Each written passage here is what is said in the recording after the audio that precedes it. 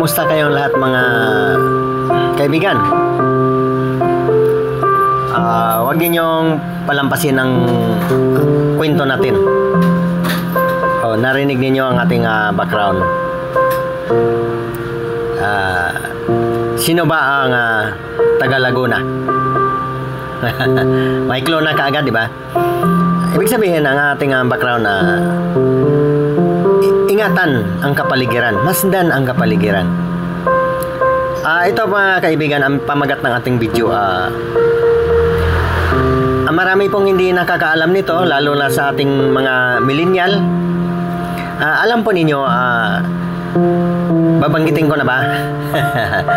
Ito po, ay kung taga Laguna kayo, alam nyo na ito. Ito po yung Laguna Lake. Nakakasako po dito sa pinuntahan namin, Barangay Kaingin, Santa Rosa, Laguna. Kaya importante po na mapakinggan ninyo ang tugtog at namnamin ninyo ang aking mga sinasabi para makakuha kayo ng idea. Ito pong Laguna Lake, kaya po tinatawag na Laguna Lake.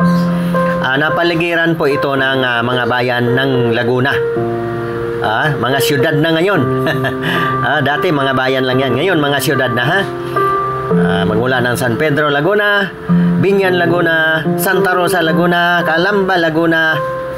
Yan, mga syudad na yan. Papunta na yan Los Baños, papunta na yan ng Santa Cruz, Laguna. Ganun po kalaki. Yan po ang pinakamalaking lawa sa Pilipinas. Kaya po, anong makukuha nating kwento? Ang lihim ng Laguna Lake. Ano ang lihim ng Laguna Lake? Sabi ko sa inyo, tapusin niyo ang kwento. Alam po ninyo, itong ang lihim dito,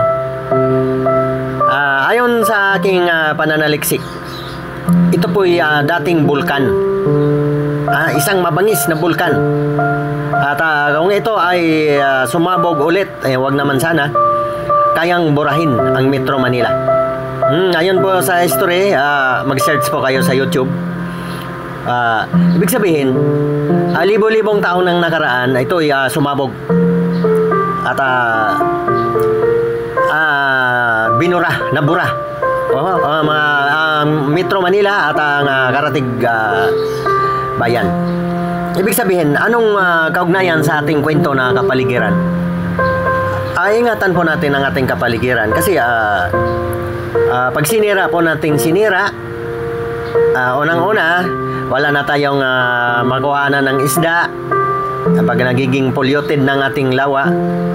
At nakikita ninyo dito, tinan mo, umaga po ito, linggo, at marami po ditong nagpapahangin.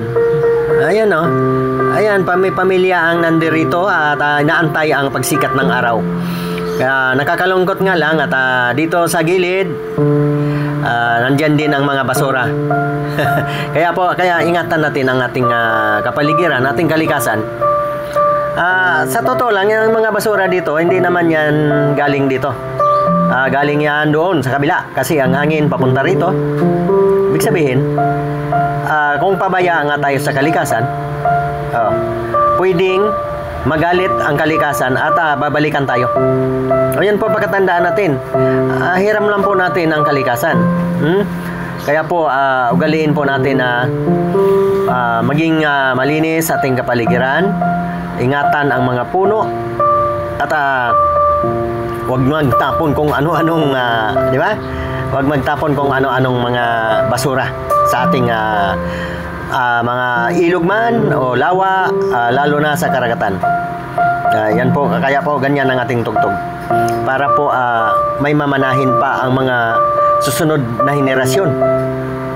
Talaga, alam niyo na itong lawa na ito, mababaw na ito mga kaibigan. Kung napapansin niyo yung bangka doon na nakikita nyo, yung medyo malaking bangka, hindi na po yan makadaong dito. At kung ano man po ang mga daladala niyan mga kalakal ay hahakutin na lang po ng maliit na bangka. Malalalim lang nandito kung tag-ulan, kung maraming bagyo na dumaan. Kaya po may stock po dyan kasi parang planggana yan eh.